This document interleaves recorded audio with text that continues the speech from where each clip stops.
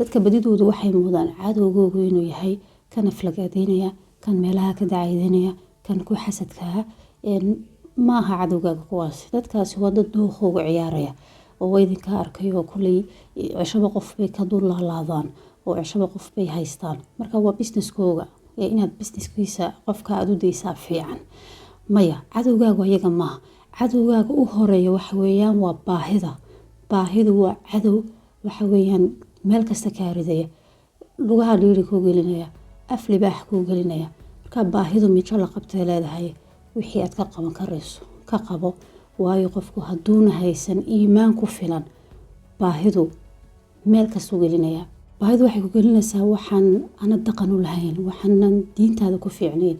wuxuu baahidu ku gelin karaa waxyaalo maxay dadeen dadnimadaada wax u dhimaya, damiirkaaga wax u dhimaya. marka baahida weeyaan cadowgaaga u horeeya. wixii aad ka qaban karayso ka qabo, intaad dadaali karayso dadaal, intaad isku filnaan karayso isku filno, wixii aad naftaada u qaban karayso u qabo. noloshu maaha maanta waxaan kusoo toosayaa inaan taajir noqdo.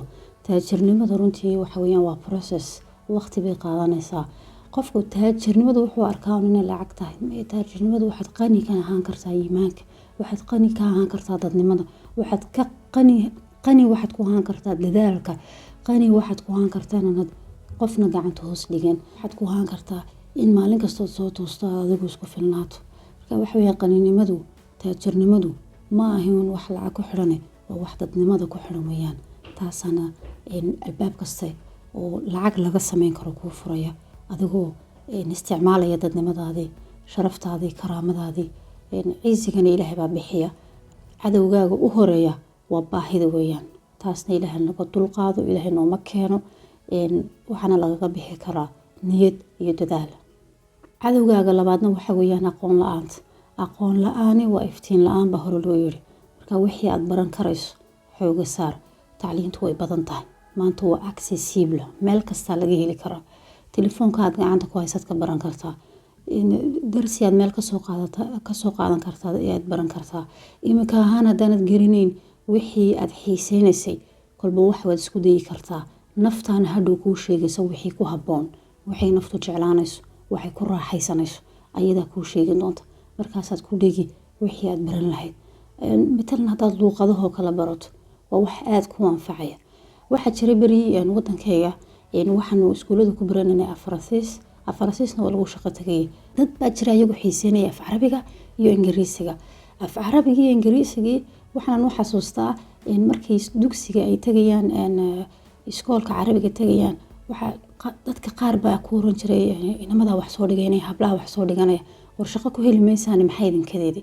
ayagu runtii way xiiseynayeen waxaan. kamay fikireen ma shaqaad ku heli, waxay ka fikirayeen adigu waxbaad ku qabsan doontaa. waxa dhacday taasoo sano markay kasoo wareegtay way jirtay administrationka meelo carabi lagaga shaqaysanay, laakiin may badnayn, qof kasta kursi luma hayn. marka waxa dhacday in wadanka ay yimaadaan hay-ado caraba. hay-adihii carabtii dee ayay u baahnaanayaan. markaa waxay u baahnaanayeen dadka soomaalida iyo luuqadaha kale ku hadlaya dad u turjuma. marka inamadii hablihii carabiga dhiganayay oo intaasoo sanadood bilaa shaqo ahaa, halkaasuu ilaahay arsaaqadoodii uga furay albaabka. waxaa jira waxyaala imika aad baranayso oo sanadada soo socda aad wax ku qabsan karto. maybe maanta ma jiro, laakiin sanadada soo socda waxbaad ku qabsan kartaa. sidoo kale hablihii inamadii af ingiriisiga dhiganayay, dad baa xitaa subaxdii iskuulka faransiiska markay tagaan habeennimadii waxay tagi jireen private ingiriisiga xiiseynayeen oo iska baranayeen. halkaa maxaa kasoo baxay? waxaa kasoo baxday inay wadanka soo degaan maraykanka u yimaado. maraykanka muxuu u baahan yahay? wuxuu u baahan yahay dad afkii uu kula hadli karo ayaa u turjumaya. waxa uu turjumay markii dambe intii baratay af ingiriisiga. marka wixii aad maanta barato, haddii aad isla maantadan aad waxba ku helaynin, kolley marunba iman doontaa. maraad adigu asaasto oo iskuul yaraad iska furato, dadkii waxa ku barato, maraad meel shaqo ka hesho, mar ay dadkii loo baahnaa ay yimaadaanba, mar ay dada shaqo abuur wadanka ka sameynaya adiga kuu baahdan ku dhadan kaale booskan adigu kugu fiican yahay. maray noqotaba waxaad baranaysaa walaalo maahin maxay wax khasaaraha, waa kaydkaagii. anytime baad ku shaqaysan kartaa, anytime baad wax ku qabsan kartaa. marka aqoon la-aani waa iftiin la-aan. cadowgaaga ugu weyni waxa weeyaan isaguna waxa weeyaan aqoon la-aanta. marka intaad wax baran karayso iska baro waayo adduunkan maanta aynu joogno wax walba tartan buu noqday xataa haddaanad shaqadaad samaynayso uuna ahayn shaqo u baahan inaad wax qortood hadasho haddana xaggii xisaabtii maanta matalan wax lagaa iibsanayo dee xisaabta inaad isku dhufan karta weyaan xisaab yarood iska soo barato qoraalka yarood iska soo barato dhegtiyood wax ka fahmayso oo wax adiga ku anfacaya cadowgaaga saddexaadna waxa weeyaan waa naftaada oo kaa adkaat naftaadu markay kuu tilmaamto wax walbay jeceshahay jar buu kaa ridaya macmacaan kastaad siinaysaa wax kastuu saliid iyo baruurta ku badantaad siinaysaa adigoo beritoole aad shaqo tagaysid arday wax usoo dhigaysid ama maxay meel office lagaa sugayo ayuu caawo dhan nafta kusoo jeedinaysaa aroortiina waxaad soo toosidaa adigoo indhaha isku haya yacni naftan haddii aad amri kari weydo oo waxa wanaagsan aad u sheegi weydo oo u sheekeyn kari weydo iyada kuu sheekeynayso ay ku leedahay san iyo san samee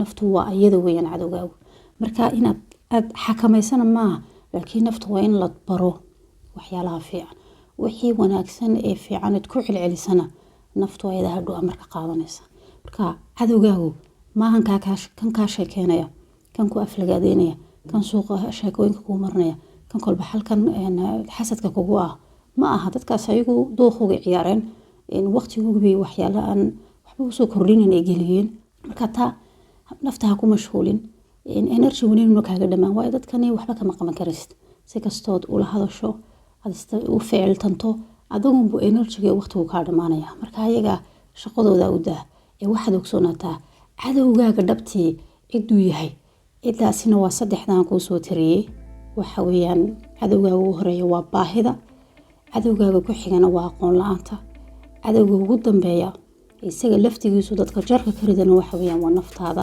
haddii aad bari weydo waxyaalaha wanaagsan